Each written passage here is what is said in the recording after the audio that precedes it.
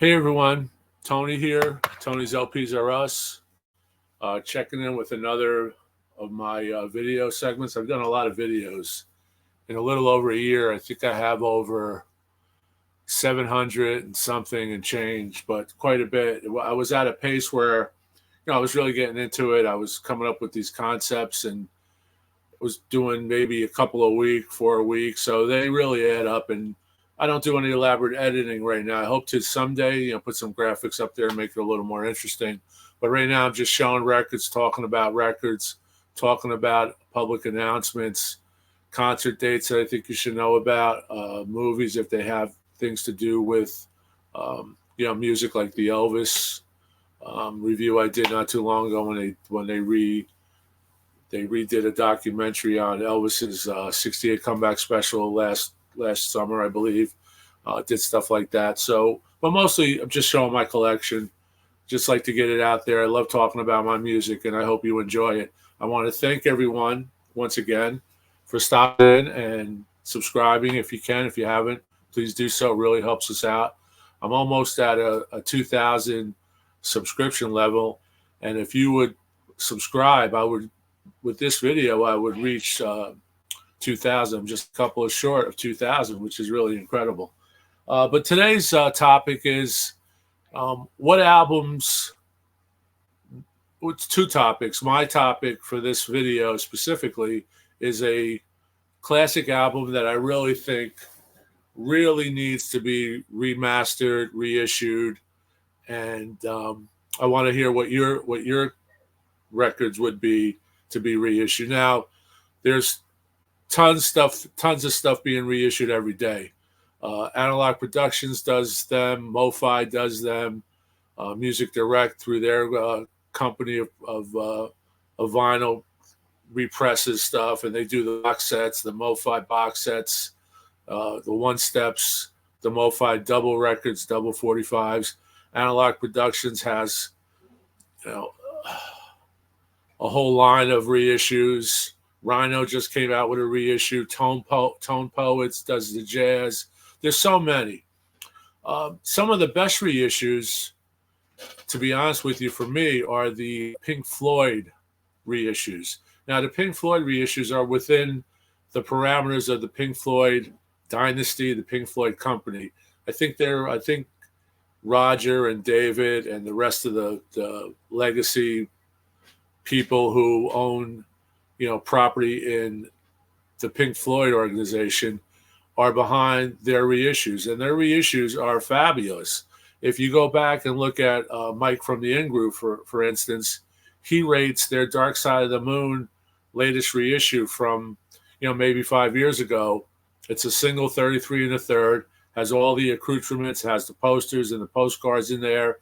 Really a nice package. He rates that, like number 2 or number 3 in the hierarchy of best pressings for Dark Side of the Moon. From the top, I think he must have showed 12, 14 copies, different pressings, and he rates that pretty high. And those are inexpensive. Those are under $35. They could be bought at Walmart. They could be bought at Target. They could be bought at your local record store or online, obviously. So, and this is a Pink Floyd derivative. It's Roger Waters, the one that I'm picking today, that I think really deserves a reissue, because I just started getting into this album a few weeks ago. I was going through my Pink Floyd stuff, and I think I did a video on covers, record covers that have folks other than the artist or the singer or the band members on the jacket.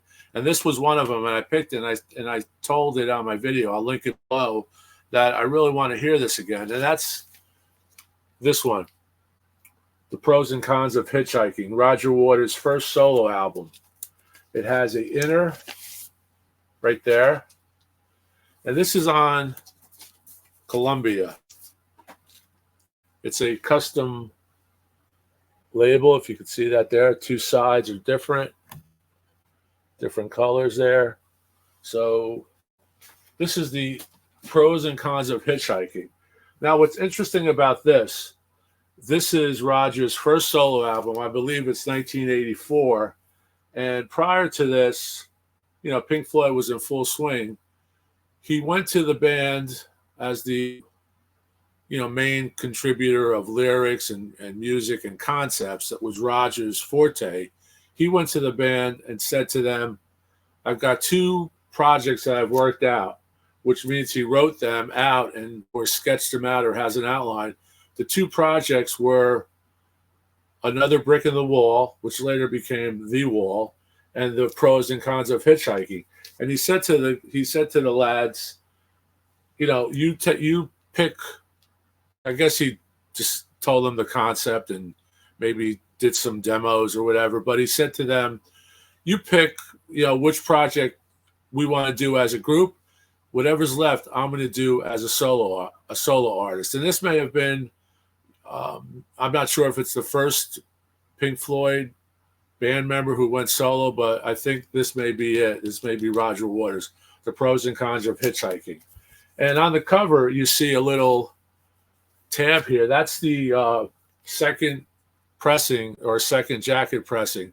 The first one was just a naked posterior or butt, as you would call it. And the censors through Columbia said, we can't let that happen. This is 84. Today, I think it would definitely go through. They would maybe put a jacket cover over it, but they ended up doing this on the jacket. So this is the second one. The original, obviously, is more of a collector's item because this one is censored. Now, this album really deserves to be repressed. Not too long ago, Analog Productions repressed Roger Waters' Amused to Death.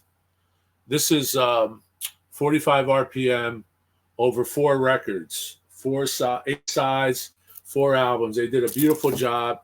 And for the price, which was, I believe, the price of a one-step or UHQR 125 at the time, 150, they did a fabulous job. This thing is sonic heaven. And they really did a nice job on the packaging. You have 1 and 2 records, 1 and 2, 3 and 4 in here. This is just an incredible record. And there's the cover artwork. I'll just open up the inner. I didn't even crack this gatefold yet. But sonically, this is incredible. And sonically, the pros and cons of Hitchhiking is incredible. And that's just a regular 1980s press when, as you know, vinyl in America wasn't the greatest. Here is with all the lyrics. It's Roger just doesn't write lyrics. He actually tells a story. He's, in a sense, is more prolific than a Dylan in the way, or a person who's telling a story as Marvin Gaye did. What's going on, But these are novels condensed to music. They're actually shows, and that's what's great about Roger Waters. You may not agree with his political, philosophies or his outspokenness, but he's a nice guy. True. You could say genius, but that would be an understatement. Still going strong at 80, 81. Just did the reissue of the redo, whatever you want to pronounce it as, of The Dark Side of the Moon, which I also reviewed, and I didn't think it was as bad as other folks thought. I thought it had it has its place. It's done from the perspective of a 79-year-old man now. He's not 30 years old or whatever he was, 27 when they did Dark Side of the Moon. So this is my pick for a reissue. This could go, it's a Columbia, so maybe it would be a one-step, or even if it's just a regular 45, a double 45. Now, this is, the record has a superstar cast. And what I'm going to do is I'm going to go over the cast with you, and Eric Clapton is prominent. Eric Clapton decided to get involved as a guitar player, obviously, and it's just stunning. It's the most stunning Eric Clapton you will ever hear. It's a different Eric Clapton from Cream. It's a different Eric Clapton from the Dominoes. It's a different Eric Clapton when he was with Delaney and Bonnie, or his solo stuff, or his blues stuff.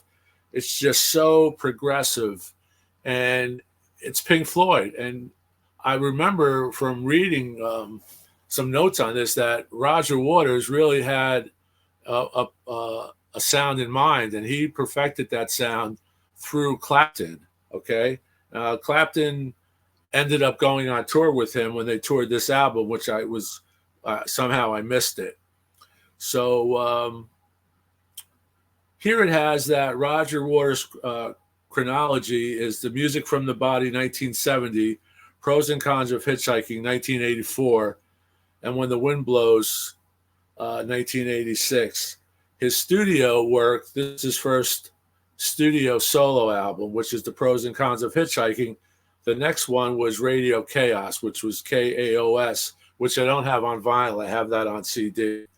The Pros and Cons of Hitchhiking, it says here, was released April 9th, 1984, and there was a single, Every Stranger's Eyes, released in June of 84. This record ended up going platinum in 85 after selling the platinum criteria, probably in the United States. It was recorded February to December 83, so it didn't take long. Olympic Studios, Eel Pie Studios, the Billiard Room studio, all in London. It's a short record in Roger Waters' world, 42 minutes and 14 seconds. It's on the Columbia, and in England, UK, it's on the Harvest label. Producers were Roger Waters and Michael Kamen, who was a great keyboardist, and I think he just passed away as an American. But this is a dream story that Roger put together, and it's actually so complex that I'm not even going to go into it now. But this is what Roger said. Well, the idea for the album came concurrently with the idea for the wall. The basis of the idea, basically, I wrote the pieces at roughly the same time. And this is where he goes into telling the band, you could either do another brick in the wall, as it was called in its early stages, or the Pros and Cons. And obviously the wall came out around 79 or late 79. But this record is just so cool. It has great artwork. The packaging is Gerald Scarfy, who created the album work and some animation for Pink Floyd's The Wall album, some of those animated cartoon videos that they did. And it features a rear view nude photograph of model and soft porn artist Lindsay Drew. That's Lindsay, Linzi. Although it was originally released with the nudity intact, subsequent editions distributed by Columbia censored Drew's buttocks with a black box. This record is just so well put together. Now, I listened to it a few times because I haven't heard it in probably 20 years. Like I said, I just listened to it. And the first time I listened to it, I didn't read the lyrics. I just absorbed it, the 42 minutes, 14 seconds combined sides. I just absorbed it. Then the second time I went back and I read it. I read along the lyrics because to my ears, I think this could be remastered and with the modern technology, and I think the vocals would be a little bit more, more legible or audible in a way. I mean, where when I'm reading it, obviously everything comes into focus, but when I'm not reading it, some of the lyrics, other than the chorus, I just have a hard time comprehending. So I think a remaster that focuses that would really bring that in forefront with a modern stereo mix. And like I said, the vinyl in the 80s, the American copy that I have, which is a second or third pressing, isn't the greatest. Now, I just want to go over personnel real fast. Roger Waters, lead vocals, rhythm guitar, bass, tape effects, production design. Clapton, lead guitar, backing vocals, rolling guitar, synthesizer. Andy Brown, Hammond organ, 12-string guitar. Michael Kamen, who also produced it, plays piano. Raphael Ravenscott does horns. David Sanborn on this record is off the charts. It's Roger Waters. It's Pink Floyd. So if you can imagine the sax playing in on Dark Side of the Moon, that's what you get in here. Saxophone. Madeline Bell, Katie Kisson, Doreen Chatter is doing backing vocals. The great Andy Newmark is on drums and percussion, and the great Ray Cooper, who played with Elton John, is on percussion. The National Philharmonic Orchestra, which was conducted and arranged by Michael, is on here. But then what's interesting is because it's a Roger Waters record, so like I said, it's a story. It's not just songs. It's a complete novel on record, like The Wall is, and like some of the other concept records that the Floyd put together. It has, and Doug Sax mastered this. I'm not sure if mine has my Dead Wax is a Doug, the Mastering Lab, TML on the Dead Wax. That's Doug Sax and Mike Reissue. So right there, you got to have a sonic extravaganza, a delicious, yummy record for your stereo, just with that pedigree. But I just want to go over a few other things because we're talking about Roger Waters. He actually has Jack Palance on here doing the voice of a Hell's Angel that appears in one of the dream sequences. Cherry Vanilla, who had a band called V for Vinyl, I believe, and I missed that the other day. It's funny. I went out looking at CDs at some thrift stores, saw that record, didn't buy it, or saw that CD, didn't buy it. Looked interesting, but I'm trying to cut down on all the stuff I bring home. Then 2 days later, I see Cherry Vanilla. I look up Cherry Vanilla, and Cherry Vanilla had a band, which was the V for Vinyl band. So if anyone knows anything about that, you could chime in. But she plays a hitchhiker and a waitress. Jack Palance is really cool. Roger Waters is in it, obviously. He's the man. Beth Porter is his wife. Madeline Bell also does background, is the Hells Angels girlfriend. So it's just an amazing, amazing record. It charted on the charts in Australia. It was number 30. New Zealand, it was 14. Norway, it was 4. Sweden, it was 3. UK, it was only 13. And the US, it was only 31, which probably is probably why that the records right now online are going for a lot of money in the secondary market. Like I said, this record really deserves a reprint. The Clapton work and the Sanborn work is just tremendous. And what I was saying before is when you go along with this record and read it, it's just you get immersed because you actually can follow the characters as if you were an opera, as if you were reading an opera rather than just listening to the opera or absorbing the music. So when you read the lyrics or the text of this record, you get a different vibe than when you just listen to it. I really would hope that either Music Direct, Analog Productions, or some company, even Music on Vinyl, that does some great reissues. But I think because this is a Pink Floyd, we're talking Pink Floyd, Roger Waters. I think the Pink Floyd organization should really consider reissuing this, because when Analog reissued this record, they just did a fantastic job. I had this on back order for probably a year and a half because I missed the first edition of this, and this is the 45 RPM. I don't need this to be I don't need this to be a 45. If it was a 45, that would be a bonus. If it was like a double 45, because it's a short record, could probably easily fit on. It would easily fit on 2 records, obviously 45. But I don't mind if it's a 33 because the Rhinos that they're reissuing now are just fantastic. And those are the 33 single records. So even the 33s that Mobile Fidelity does are just great. So this record, the Pink Floyd record, Pink Floyd organization really needs to look at this.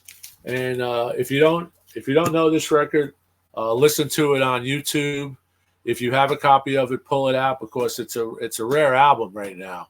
Like I said, at 84, it didn't chart very high, obviously in the States or in UK.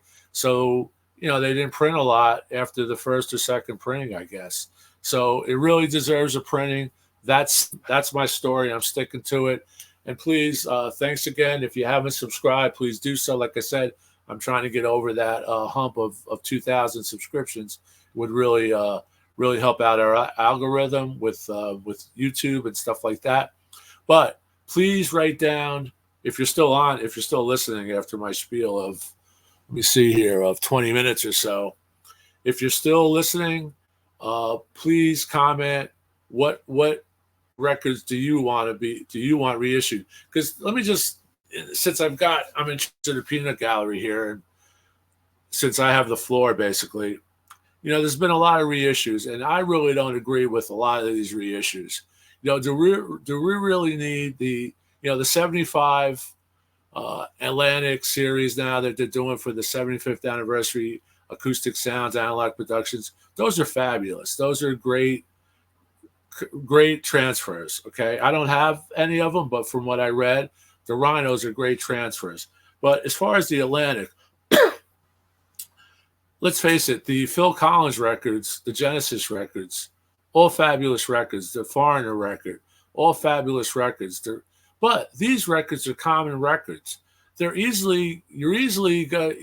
easily find a Phil Collins near mint record that's been reissued by Analog Productions on the Atlantic 75 series for probably $10, $15 mint, maybe even sealed. You know, they're still out there. Genesis, same with the Genesis, and I'm just picking a few that I remember off the top of my head. So this record is not currently available at a inexpensive price. It's a premium price, and maybe for a VG Plus, you're going to be spending $75. If you're getting the unedited version, it's over $100 plus, depending on, you know, the condition of the record. And like I said, the vinyl back then in America was really junk. It was all it wasn't good, and the production values are there. Okay, it's a Doug Sachs thing. It's a Roger Waters production. So the production values and the quality of the tapes have to be there. It just needs to be redone by someone who knows what they're doing. Bernie, I know Robert Ludwig has retired, but there's so many people out there that are doing some fabulous jobs in cutting records now and remastering records, and I think Bernie Grugman has done the Pink Floyds. I don't have any of those reissues with me, but I will show them on a subsequent video. So I don't agree with some of the picks for these reissues. That's why I didn't buy them. But the Rhino, the Cars first one was great, and the Van Morrison. But do I really need to hear a remaster of Television? You know, I could get that. I could pick up an original for an inexpensive price. But in this case, this Roger Waters solo record, I really think deserves to have some attention to it. It's just a great record, and you get this whole dream that Roger Waters takes us on, and this pros and cons of hitchhiking. The background singers, Clapton is off the charts. The sonics, the fidelity, the stereo separation, the whispers of Roger Waters and his vocals, and then you have these guest stars like Jack Palance and Cherry Vanilla, etc., etc., etc. So, you know, if you're out there, anybody with Pink Floyd people out there, Roger, I'll probably put this on Roger's website. But Roger, I love this record. You know, I love you as an artist.